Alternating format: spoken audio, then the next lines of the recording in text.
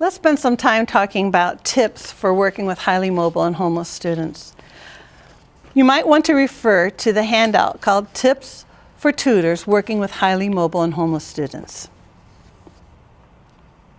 Set aside your assumptions.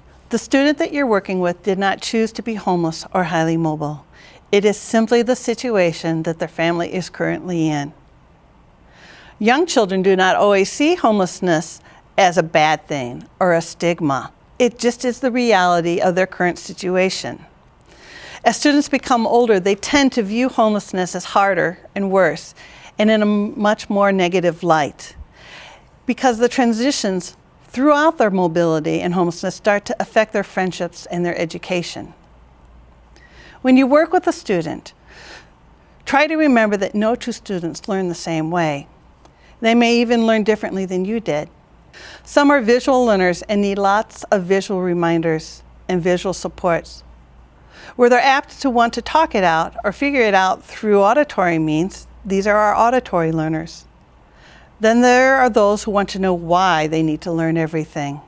And they need to have an understanding that it's important, and they need a more emotional connection to their work. Of course, there's kinesthetic learners also. These are the students who need to feel it in their body. They are the ones who may need to walk and talk, make the letters with their bodies, or draw the problems in the air. Physical movement moves them along. It helps them learn. Knowing that the time is very limited with each student that you're working with, make sure you have a couple ideas for different ways for teaching, for learning, for tutoring. Move from one to another to give each a few tries until you can get a good sense of which works best with the student. Some students like to have a mix of two different ways. Some like to learn and walk. Some like to see and do. Leave your assumptions at the door. Highly mobile students provide opportunities to experience the world with a different perspective.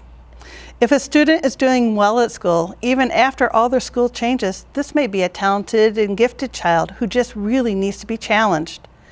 A student who is struggling with an academic subject may have just missed the instruction for that topic. Another consideration is working with a student that may have an undiagnosed learning need. Homeless and highly mobile students move so often that it is sometimes hard to figure out what is the cause for their need for your support. No matter the reason, you will be a key support in their success. Try to build a consistent routine. Start with a connection activity to continue to get to know each other each and every session you work on. Try ending that session consistently. A routine from the beginning to the end of your time working together is key to having a student feel comfortable with you. Be aware of boundaries. Students, especially young students, can confuse their boundaries easy. And if they're highly mobile, those boundaries are even more confusing. Also know that touching can be a trauma trigger. Ask if they would like a hug or a touch on the shoulder. Respect each other's rights to privacy. Be aware of the last time the student has eaten. They may need a snack. Or if you're meeting during a snack or a mealtime, make sure that you're able to meet someplace where they can eat with you while you work. Food is very important in a homeless or highly mobile student's life. Provide opportunities for students to make choices. Highly mobile and homeless students do not often have control over where or when things happen in their life. The choices can be simple ones. Would you like to use a pencil or a marker for this activity? Would you like to do these math problems on a dry erase board or on a piece of paper? Allowing them choices will help them feel like they have some power over their day. In your first session together, take time to get to know each other. This is not just time to gather information on your student, but for both of you to get to know each other. If you're expecting them to share, you need to be prepared to share also. Do an interest inventory together. You can fill one out as your student fills one out. It would be nice to see what you have in common or what's unique about each other. Younger children might draw pictures of things that interest them. Don't worry about your artistic skills. The fact that you're willing to share this is just as important. If a child is reluctant to share, take advantage of that. Share a story about yourself, draw them a picture, ask them to add some details or some illustrations to your story. You may also want to write a journal together.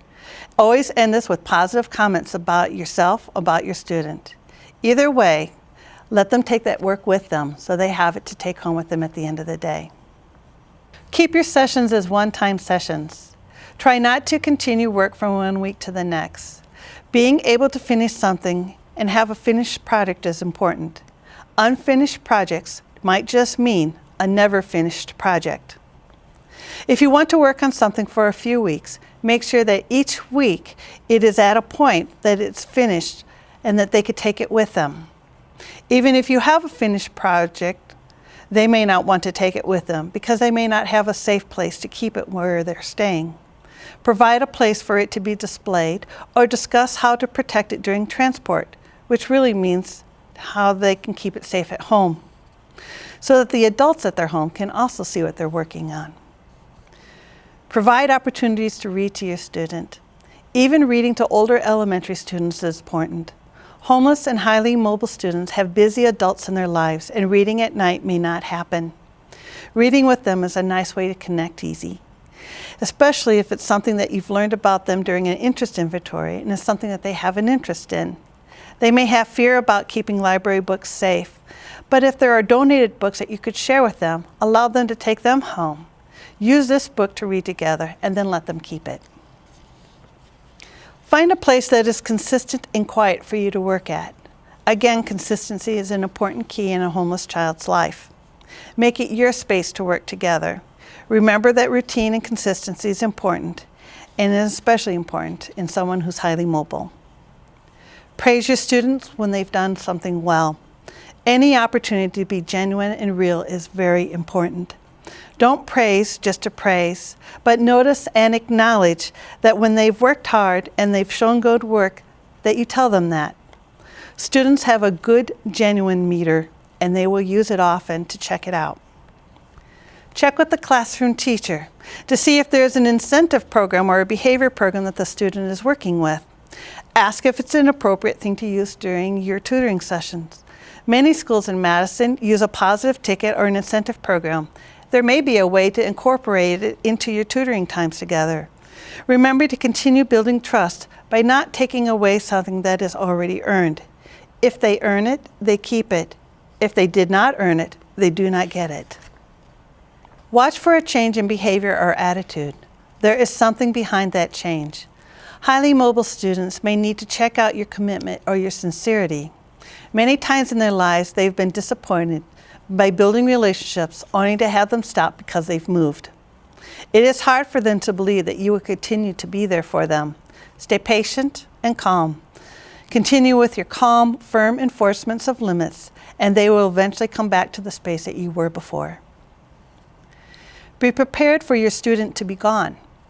Highly mobile students means just that. They are very mobile. Even with McKinney-Vento helping with school stability, they move at a moment's notice, and we sometimes have no idea where. This can be heartbreaking for adults who have spent lots of time building a relationship. Please know that the love and the support that you give to the student that you're working with will not be forgotten by the student or by you. Don't let this stop you from helping another student. Each one needs and wants your help. If the student you work with does let you know that they're moving or leaving, give time to each of you to share the time you've been together. Celebrate what you've done. Let them know how special they have been to you and what hope you have for them. Ask them to share with you the one thing that's meant the most. Write it down twice, once for you, once for them. Give it to them to take along with them and keep the other one near you. Take care of yourself. Secondary trauma is nothing to ignore. When students do share their life stories with you, make sure you have a way to take care of yourself. Students you work with become important to you, and they find a way into your heart. You become as important to them as they are to you. With heartfelt gratitude for the time and energy that you are giving to these students, I thank you.